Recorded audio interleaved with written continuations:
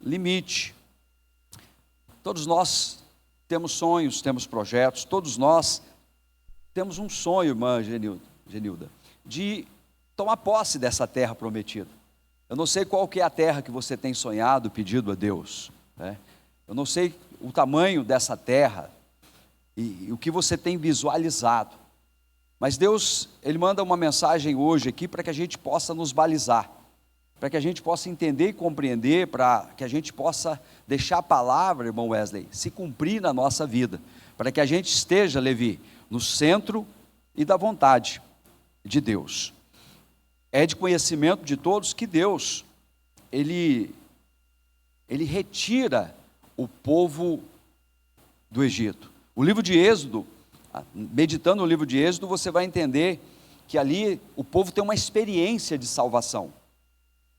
Existe, através dessa experiência de salvação, uma ruptura de um longo tempo que aquele povo ficou escravo. Uma ruptura muito grande. E entendemos que Deus, através de Moisés, Ele liberta o povo de um cativeiro, de uma escravidão. O povo, ele era iludido com os falsos deuses do Egito. Os falsos deuses da prosperidade do rio Nilo, que era um símbolo para aquela sociedade. Até mesmo, os deuses da morte, que eram cultuadas, presbítero Mário, pelos símbolos de morte do Egito, que são aquelas pirâmides que nada mais são do que túmulos. Então, Deus usa Moisés para abater as 10 divindades do Egito, de forma poderosa, através das 10 pragas. E assim, irmãos, como aquele povo teve uma experiência de salvação, nós também tivemos uma experiência de salvação com um novo nascimento. Nós fomos tirados, literalmente, do império das trevas. Nós fomos retirados, arrancados pelo amor, pela vontade do Pai através do Filho. Só para vocês entenderem o contexto aqui. Então, o novo nascimento, nós fomos transportados do reino das trevas, Reginaldo, para o reino do amor do Senhor Jesus. E o povo, assim que é arrancado do Egito, ele atravessa o Mar Vermelho. E ali eles são batizados pelas águas profundas do mar. Como nós também fomos batizados e confirmados a nossa salvação, fomos justificados pelo sangue de Jesus. O povo caminha por 40 anos no deserto. Eu não vou nem entrar nesse estado, não vou entrar nem nesse mérito, desse povo rebelde, desse povo. É interessante citar, que o povo caminhou 40 anos por rebeldia. E a gente precisa tomar muito cuidado, porque Jesus é um Deus de amor, é um Deus que perdoa pecados, pecados de comportamento, pecados, de atitudes que muitas vezes impensadas, falta de conhecimento, de entendimento, mas a rebeldia não tem perdão. A rebeldia que aconteceu no céu, o camarada foi derrubado, foi condenado e foi resolvido. Rebeldia é coisa que Deus não tolera. E aquele povo, por rebeldia, foi caindo um a um pelo meio do deserto e sendo sepultado. Aqui é uma nova história, porque diante das águas do Jordão está Josué. Agora Moisés é morto, irmã Janaína. E Deus fala: Josué, chegou o momento de você assumir uma nova postura. Chegou o momento de você assumir a tua postura de liderança. Chegou o momento de você colocar em prática tudo aquilo que você aprendeu através do meu Espírito Santo e do meu servo Moisés. Ei, queridos, a liderança está intrínseca na vida do cristão. Não tem como você fugir da liderança ao qual Deus te chamou. é preciso se posicionar, porque chegará um momento que você vai estar diante das águas do Jordão. Vai chegar o momento que Deus vai falar: olha, chegou o momento de você molhar a planta dos seus pés. Vai chegar o momento que Deus vai falar: ei, o Jordão está na sega, está transbordando, e eu não trabalho nas necessidades, eu trabalho na fé. E pela fé tu vai ter que assumir a tua liderança, porque tu nunca vai passar o Jordão sozinho. Você vai ter sempre pessoas esperando o teu posicionamento, vai ter pessoas esperando a tua atitude. Às vezes, muitas vezes a tua casa não está salva, a tua família não está salva, muitas vezes até os teus sonhos não têm recebido a bênção de Deus, por falta de atitude sua, de assumir um posicionamento diante do Senhor dos Exércitos. Precisamos assumir essa postura. Josué, ele chega diante do Jordão, e ele precisa levar o povo a entrar na terra prometida. Mas antes o Senhor estabelece limites, o Senhor coloca diretrizes. Meu irmão, a liderança é um chamado de Deus para obedecer.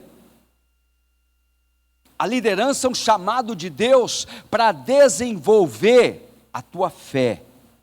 E a fé vem pelo ouvir a palavra de Deus. E a palavra de Deus traz temor, traz tremor. A palavra de Deus traz uma convicção no nosso coração. Ela só se concretiza porque a palavra é viva e eficaz quando estamos em obediência. Estamos dentro da visão, estamos dentro do chamado. Estamos numa só caminhada.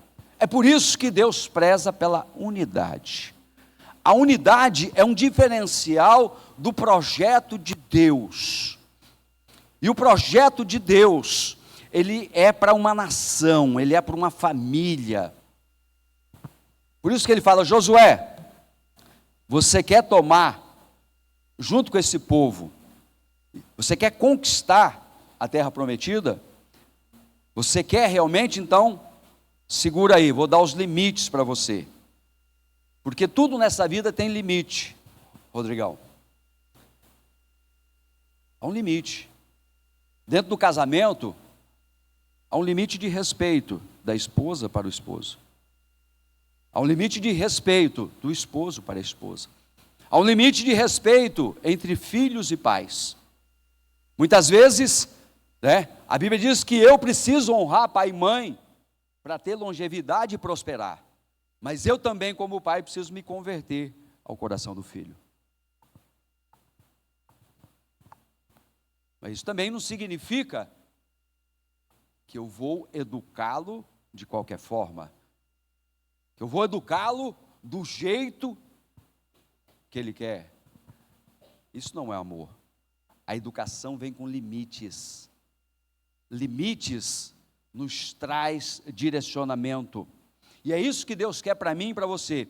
Ele diz: olha, o primeiro limite é o deserto. E é no deserto, meus irmãos, que nós aprendemos a depender de Deus no meio da necessidade.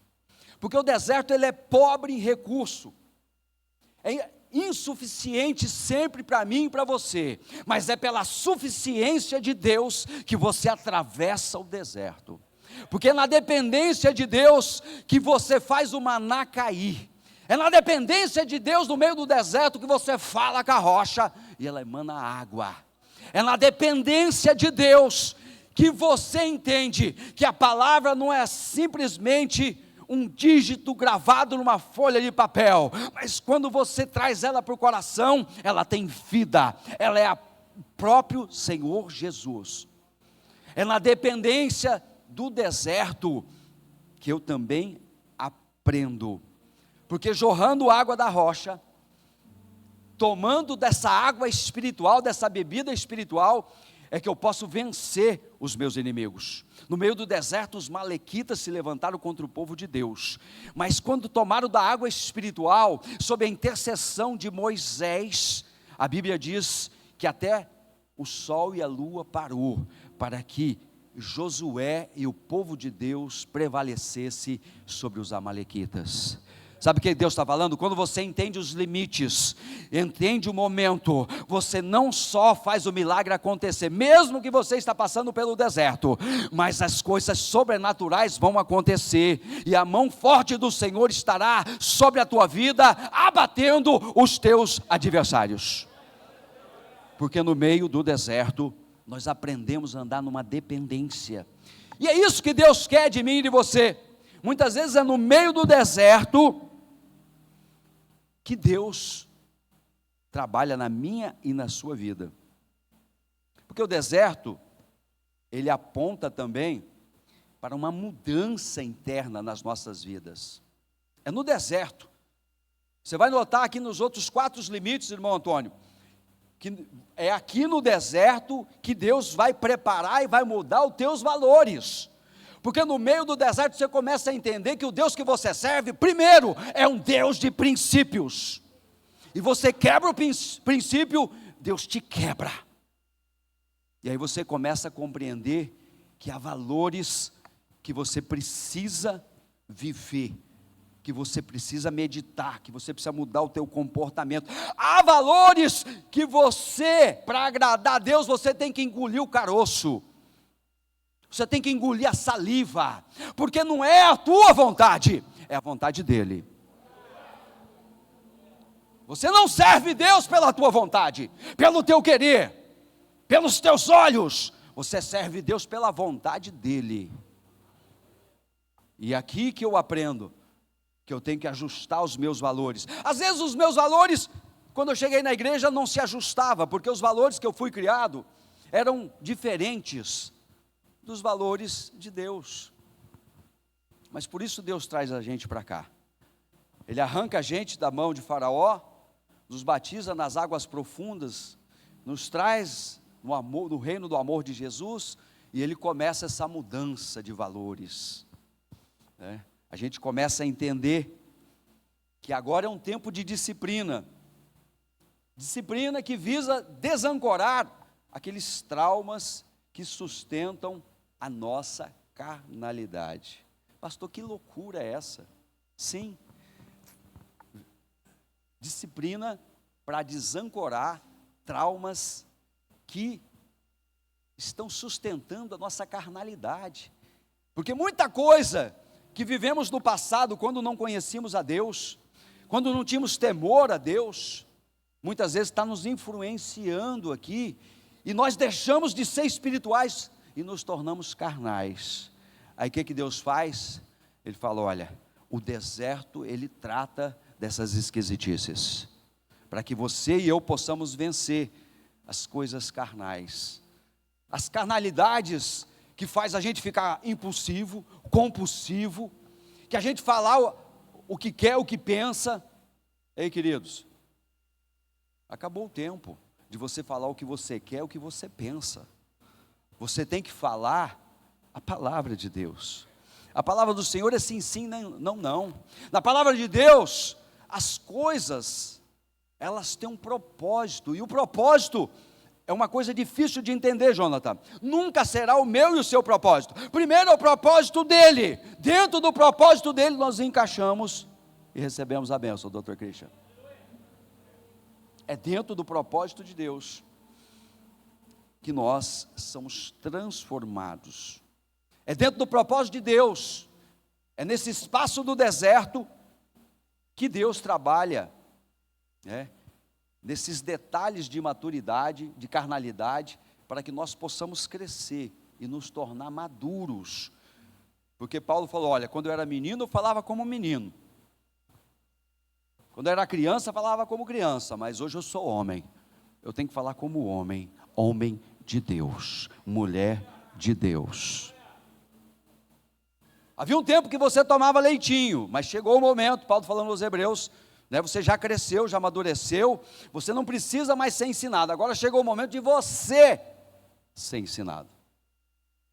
Chegou o momento, esse é o momento, para que você possa estar falando, Senhor, estou preparado para tomar posse da minha terra prometida. Sabe por quê? Porque Ele é fiel para cumprir na tua vida. Ele prometeu, Ele vai cumprir. Mas não podemos esquecer dos limites. E o segundo limite que ele diz aqui é o grande rio. E o que é legal, Adriele, que quando Deus fala do grande rio, é onde nós aprendemos a depender de Deus. Irmã Lilian, na abundância. Esse aqui é a área, é a parte, né, dos limites da terra mais perigosa que tem. É onde nós precisamos aprender a depender de Deus na abundância.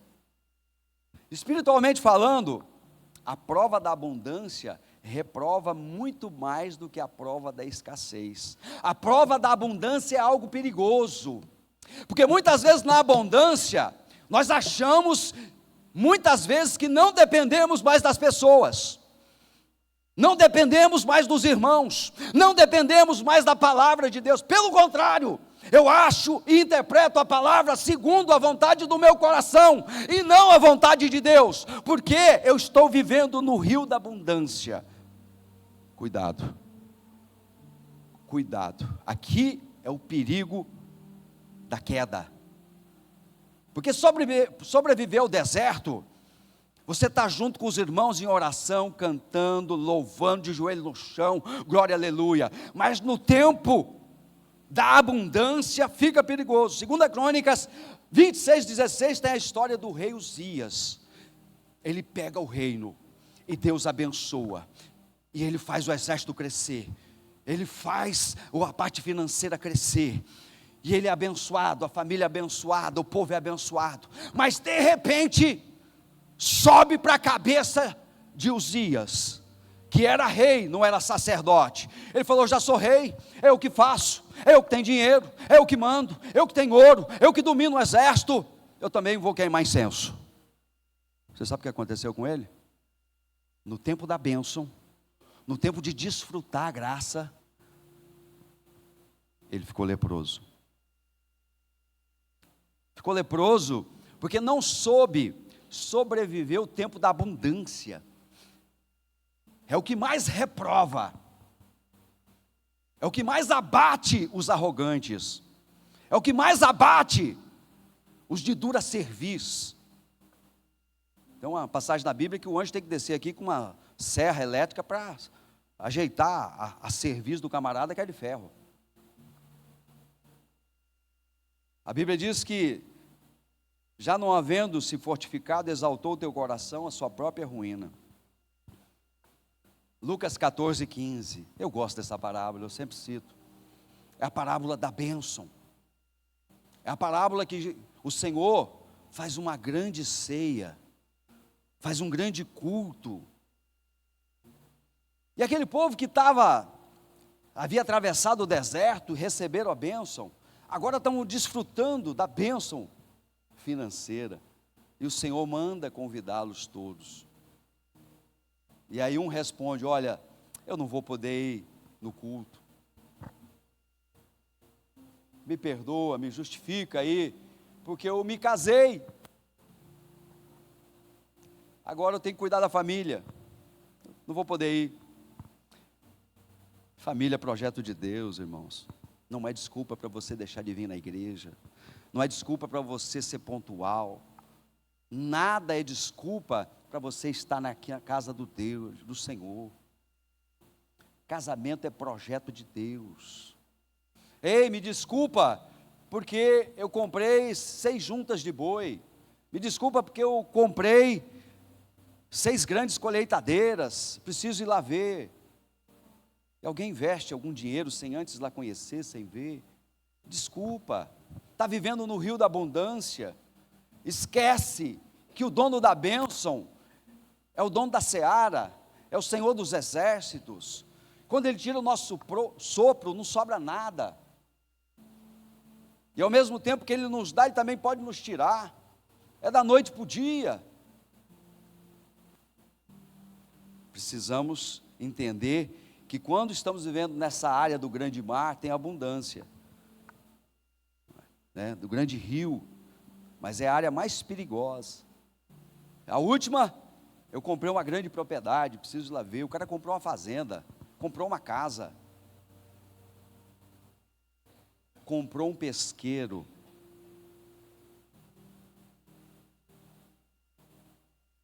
Irmão, por que muitas vezes Deus não permite a bênção?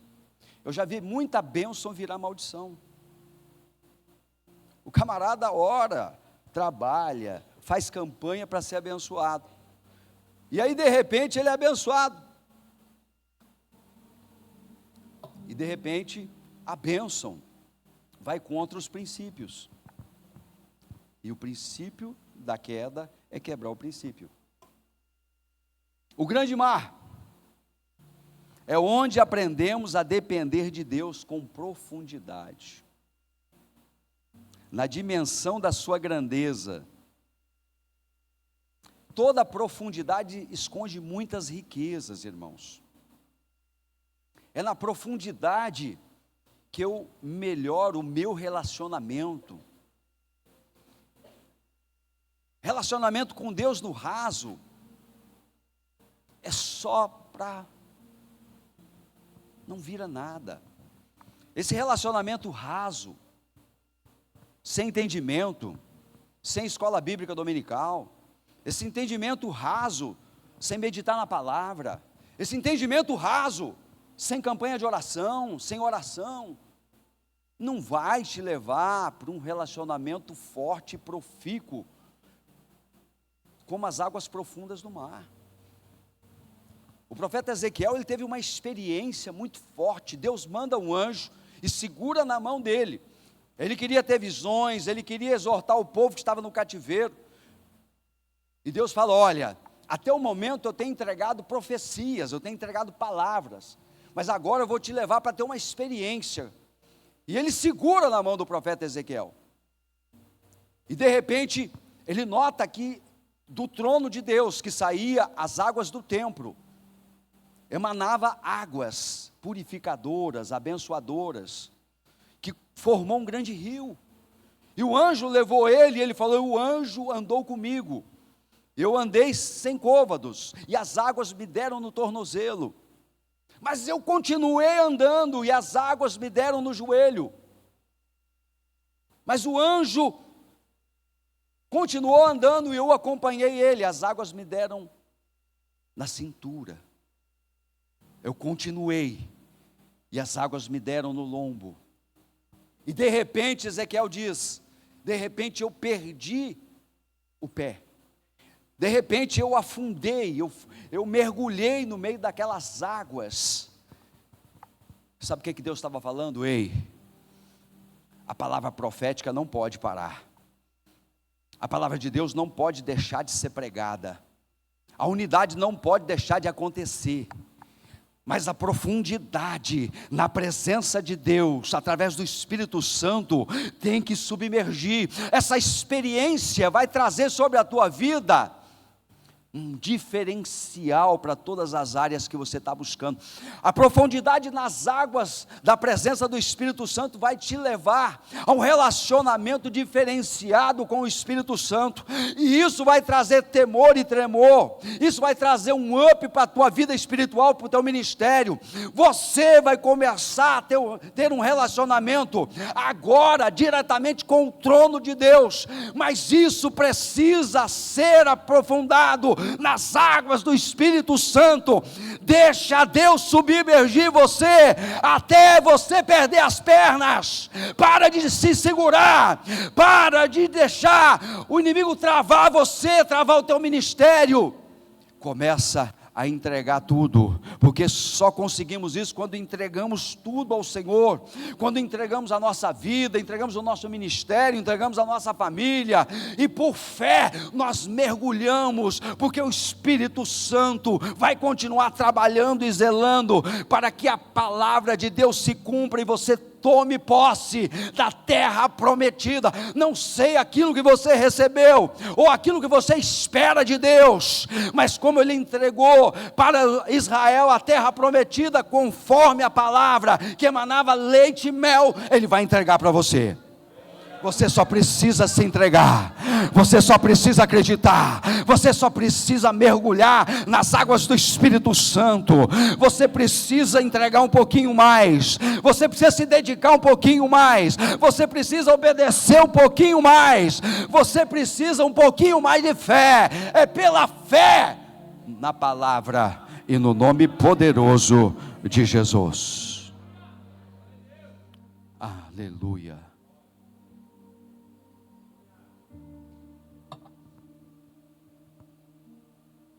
Quarto princípio, ou seja, quarto limite.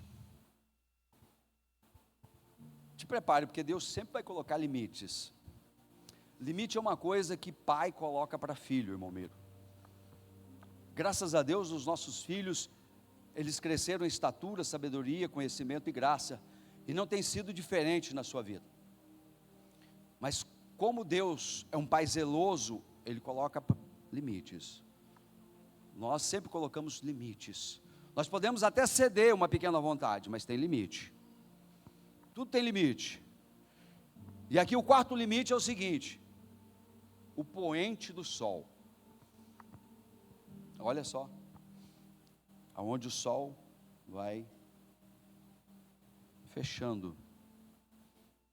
As nossas conquistas, elas vão até aonde andamos na luz. As suas conquistas, meu irmão, elas só vão fechar, elas só vão até aonde tem luz. Aonde a luz acaba, acabou o teu espaço. Aonde a luz acaba, acabou os teus passos. Aonde a luz acaba, acabou o limite que Deus estabeleceu para você. Onde o sol se põe e as trevas chegam, nos tornamos limitados. Você só pode ir até onde a luz está. Nas trevas não há espaço para mim nem para você. Provérbios 4:18. Mas a vereda do justo é como a luz da aurora, que vai brilhando, brilhando e mais, até o dia ficar perfeito. Eu e você, há um limite sobre as nossas vidas, irmã Marilsa. O limite que nós, além de ser sal da terra, nós precisamos ser como a aurora. Só que a aurora, ela não brilha por si só, irmã Valéria. A aurora, o sol bate o brilho e começa a refletir e começa a nascer o dia. A aurora, ela não é um ser em si, subjetivamente, o brilho da aurora. O brilho da aurora vem do astro maior, vem do sol. Eu e você não é diferente. Nós somos a aurora da manhã, como o livro de Provérbios relata. Mas eu e você não temos brilho próprio. Não adianta que nós não brilhamos, nós apenas refletimos. Quando eu estou me posicionando para a maior luz do universo, e a Bíblia diz que, João 8,12, que o Senhor Jesus, Ele diz: eu sou a luz do mundo. Quem não me segue, quem não anda comigo, ele anda em trevas. Então, para você ser luz, você precisa refletir o brilho da luz. Só que para andar na luz, eu preciso merecer a luz. Porque Deus é luz, Ele não é trevas. Eu preciso entender esse propósito. Tudo que é treva não serve para mim. Tudo que é escuridão não serve para mim. Tudo aquilo que macula a nossa fé não serve para mim. Tudo aquilo que macula o que sai da tua boca não serve para você. Primeiro que você, para estar ligado na fonte de água limpa, você não pode produzir 2 tipos de água. Jesus fala, como que você vai servir a 2 senhores? Ou você serve a Deus ou você serve a Mamão. Não tem como. Ou você vai agradar um ou vai desagradar o outro. Você precisa estar na luz, porque na luz só tem verdade, porque o pai da mentira é o diabo. A verdade é uma só existe uma verdade. Jesus falou, eu sou a verdade e a vida, e todo aquele que vem a mim, vai ao Pai. Se você está em Cristo, você se torna a aurora da manhã, você se torna parte, dentro desse quarto hemisfério, desse quadrante, que você está pronto para receber a terra prometida, porque você começa a refletir o brilho do Espírito Santo. Nós não temos brilho próprio, só quem brilha é ouro é Deus. Nós precisamos refletir a imagem e semelhança do Todo-Poderoso. Nós precisamos refletir a imagem daquele que brilha, daquele que é a verdade em pessoa, daquele que é sim, sim, não, não, aquele que falou, eis que eu te dou 2 caminhos, escolhe o caminho da bondade, o caminho do amor, o caminho da verdade, o caminho da prosperidade, porque eu vou estar com você. O caminho é um só, o caminho da luz é um só. Você foi eleito lá na eternidade passada, não só para ser santo e irrepreensível, mas além de ser santo, ser a aurora da manhã.